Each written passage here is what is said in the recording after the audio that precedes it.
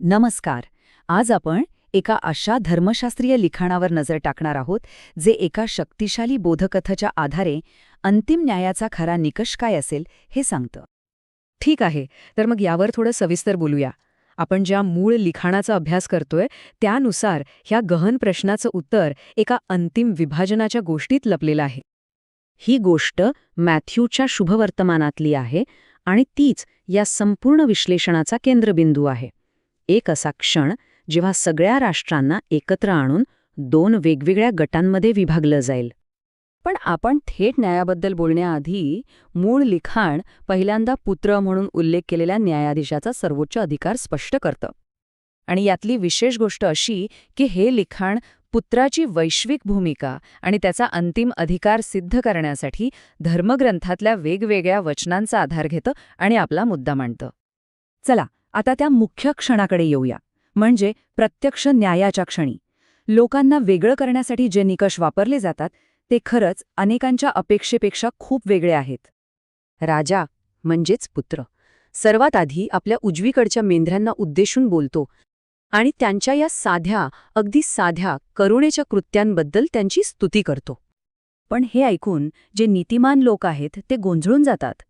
त्यांना आठवतच नाही की त्यांनी असं काही राजासाठी कधी केलं होतं. आणि हा या गोष्टीतला एक खूप महत्त्वाचा भाग आहे. तर यातला सगळ्यात महत्त्वाचा मुद्दा काय आहे माहितीये?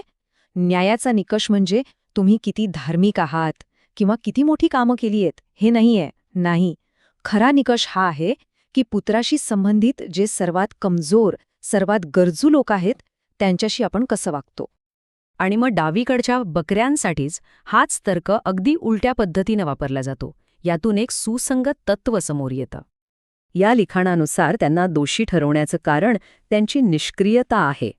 म्हणजे त्या विशिष्ट गटाबद्दल करुणा दाखवण्यात ते अपयशी ठरले, हेच त्यांच्या शिक्षेचं कारण बनतं.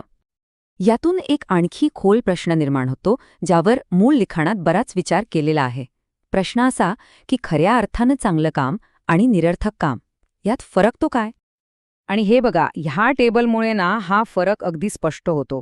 मूळ लिखाणाचा युक्तिवाद काय आहे की जरी एखादं काम दिसायला खूप चांगलं असलं तरी त्यामागचा हेतू जर पुत्राची आज्ञा पाळणं नसेल तर ते काम अवैध किंवा निरर्थक ठरू शकतं. म्हणूनच जे लोक पुत्राचा अधिकार नाकारतात त्यांनी केलेलं कोणतंही चांगलं काम ह्या लिखाणाच्या व्याख्येनुसार स्वार्थीपणातून आलेलं आहे. ते खरं प्रेम नाही.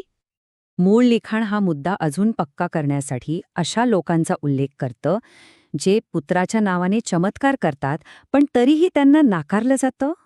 का? कारण त्यांचं काम त्याच्या इच्छेचं खरं पालन करण्याच्या हेतूने केलेलं नव्हतं.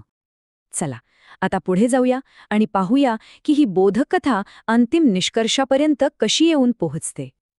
तर असं आहे की हे लिखाण सगळ्या लोकांच्या एकत्र येण्यापासून ते अंतिम आणि कधीही न बदलणाऱ्या निकालापर्यंत एक अगदी स्पष्ट आणि तर्कसंगत क्रम सादर करतं.